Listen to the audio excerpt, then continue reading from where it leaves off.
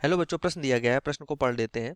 प्रश्न क्या कह रहा है? बंटन, प्राप्तांक हमें दिया गया है से कम में 10, 20, 30 से कम, 40 से कम, 50, 60, 70 और छात्रों की संख्या है 3, 11, 16, 25, 46 और फिर 56, 60 में बहुलक वर्ग है। ए हमें ऑप्शन दिया है 20 से 30, बी दिया है 30 से 40, सी दिया है 40 से 50, डी है 50 से 60। ठीक है, तो आइए प्रश्न को हल करने से पहले प्रश्न की मुख्य अवधारणा देख लेते हैं। मुख्य अवधारणा, तो बहुलक वर्ग जो होता है वो क्या होता है? बहुलक वर्ग,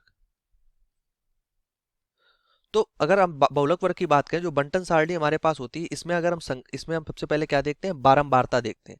सबसे अधिक बारंबारता जिसकी में प्राप्त होती है उसके संगत जो हमारे पास वर्ग अंतराल होता है, सबसे अधिक बारंबारता वाले के संगत जो वर्ग अंतराल होता है, वही हमारे पास क्या होता है? बहुलक वर्ग होता है। ठीक, ये बहुलक वर्ग होता है। तो इसी मुख्य अवधारणा के आधार पर प्रश्न को हल करते हैं। अगर प्राप्तांक की बात करें, हम प्राप्तांक जो हमें प्रश्न में दिया गया है, प्राप्तांक,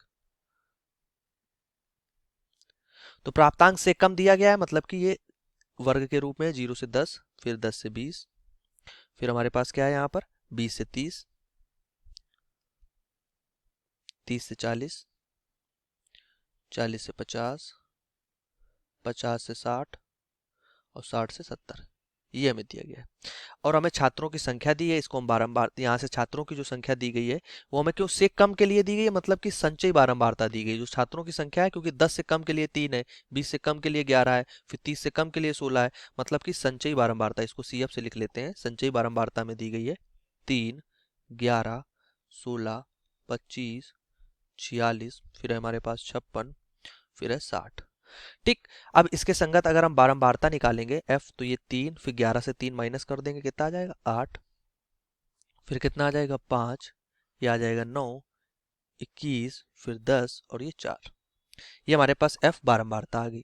संचयी बारंबारता मिल गई, बारंबारता मिल गई, प्राप्तांक मिल गया। अब हमें चाहिए बहुलक वर्ग। तो सबसे अधिक बारंबारता कितनी है? 21 है ना, तो 21 के संगत जो हमारे पास वर्ग अंतराल है 40 से 50, मतलब कि बहुलक वर्ग यहाँ से डायरेक्टली हम लिख सकते हैं बहुलक वर्ग।